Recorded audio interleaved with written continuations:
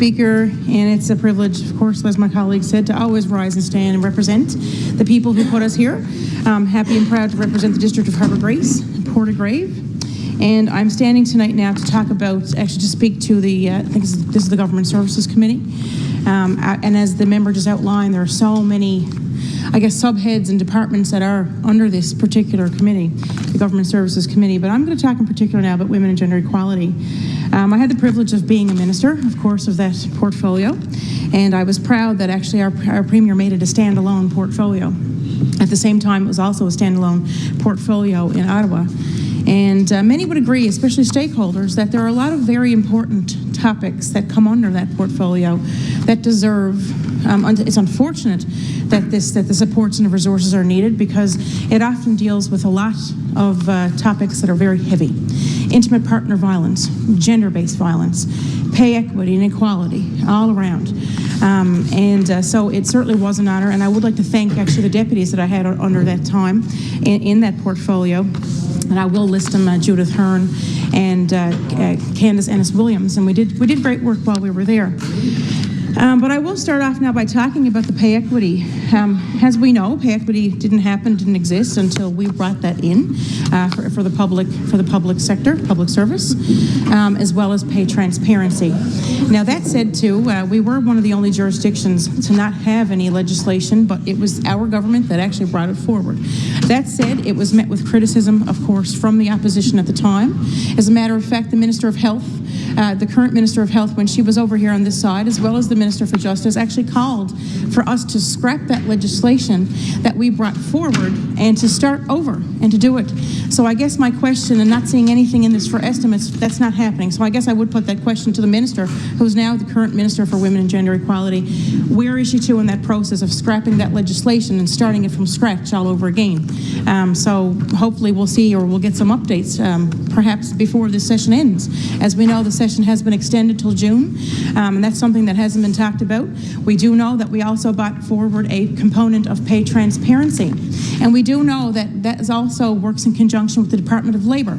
And I also was appointed to Minister of Labour prior to the election, so it was funny because the legislation that was then in Women and Gender Equality, that work was done, and then it had moved on to the next stage to develop the regulations, which is now in Labour.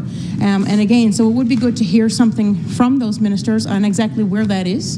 And again, I will state for the record, we all know the Minister for Justice and Public Safety, he was for a very, very short time, was also appointed Women and Gender Equality, but then wasn't the Minister for Women and Gender Equality. It was given to the Minister of Health, the Minister of Labrador Affairs, and the Minister of Reconciliation. So it's a lot of portfolios jammed into one portfolio, and there was concern, of course, from stakeholders that it wouldn't get the department, it wouldn't get the attention that it deserved. And from stakeholders, we're still hearing, because there were a lot of things that were promised and that were said that we didn't see in estimates in Justice and Public Safety or in government services about certain things like ankle monitoring for intimate partner violence, or even making it. My colleague stood up here earlier today and asked about making gender-based violence an epidemic and labeling it an epidemic, and that was something that those members stood for loud and clear and bold when they were on this side of the House, but now they're in positions of power and authority to make it happen, and we haven't seen it yet. Hopefully we'll see it in their term while they're ministers. Hopefully we'll see that. They know that they have our support. The member knows the member to address the chair. The member knows that she has my support in working, and of course another former minister next to me, my colleague here from Spencer St. Mary's, done good work in the portfolio. But we do know, so that was something that they were calling for, so I'd like to see where that process is with regards to scrapping the legislation and starting it from the beginning, to see where that pay equity legislation is, as well as the pay transparency. Also, something that I was proud to bring in, and with my team in Wyndham in Women and Gender Equality, was the call for a reconciliation council for Indigenous women across Newfoundland and Labrador. They actually presented a report called the Hear Our Voices document that came on the heels of the federal inquiry, the national inquiry into missing murdered Indigenous women and girls. So the Indigenous women and women and girls and gender diverse people here in our great province took the time to develop a report, the Hear Our Voices. They presented it to government at the time. Myself, one of the minister, the then Minister for Justice, as well as the Premier.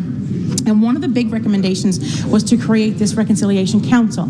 I was proud to say it was actually at the gathering in Northwest River when we were there, and the Premier at the time was there with me, and we, with the women's group at the gathering, announced that we would be honoring that commitment to give them a Reconciliation Council, and that was done, and there was some wonderful work that had gone on. And again, I certainly would like to give a kudos and a hats off to the then Deputy Minister, Candace Ennis-Williams. She put a lot into that, along with our team in Women Gender Equality at the time. Really good work.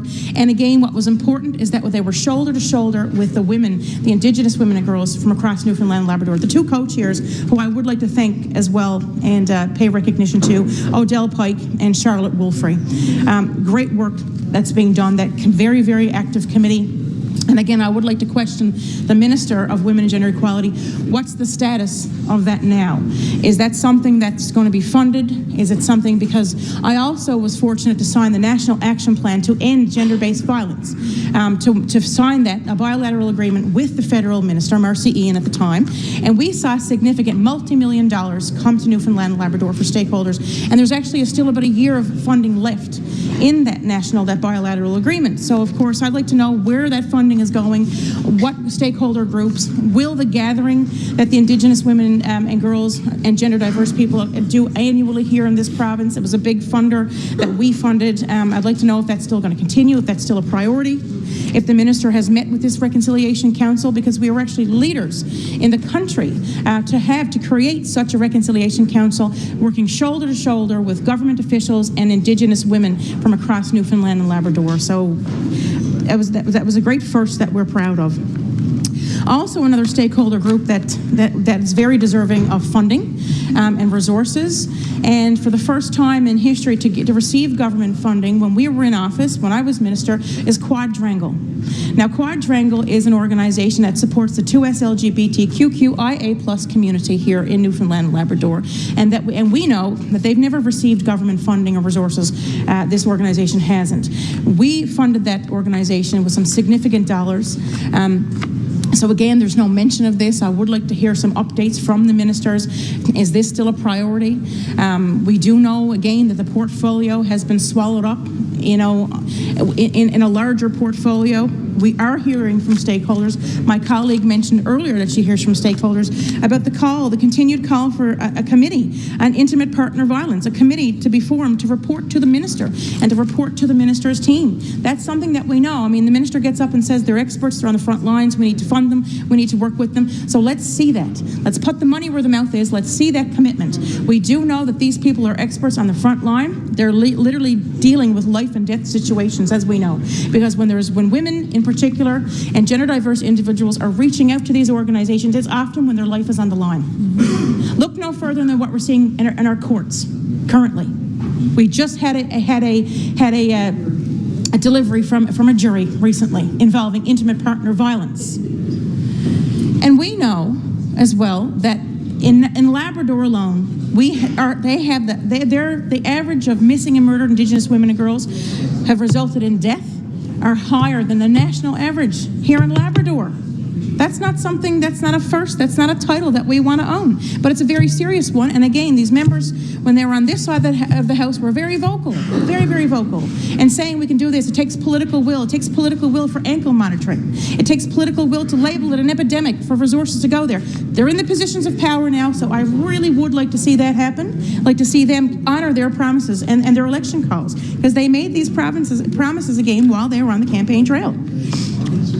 Intimate partner violence, again, we hear from stakeholders. We do know it's a growing problem. It is certainly an epidemic. And again, the pay equity, I would like to go back to that to see. I mean, again, it was met with much criticism, but that said, we are actually the government who brought it in. Pay equity did not exist, prior to, here in our province. But we brought that in. Again, we always say in this House that no legislation is permanent. It can always be built upon. It can always be brought back to the legislature for debate and for changes where necessary. So let's see it. The minister actually called for it. It was actually the minister from Torringate, or rather the member from Torringate Mountains, actually called and said, scrap the legislation and start from scratch. So let's see it. If she's actually going to do that, she's in a positioned now to do that. And again, I want to know where that funding is going. We still have the bilateral agreement. That's money from the federal government to support stakeholders in this very important work. I'm concerned. We're hearing from stakeholders that this quarter of the portfolio is simply on the corner of the desk, and it's not getting the rightfully deserved attention which it needs. Again, calling on that committee for intimate partner violence, have these people, these professionals from the frontline services to have this committee and to report back to the minister and to government on how we can best build upon the improvements that have been made. So again, we'll look forward to seeing, the changes again about the pay transparency. Again, the Minister for Labor is involved with that one, as it's in regulations now, because that's where we know where regulations labor code goes. And so we look forward to those updates. So for now, I think that's it for me for now for this one, and we look forward to seeing this information. It's something that we'll certainly be calling for. Thank you, Speaker.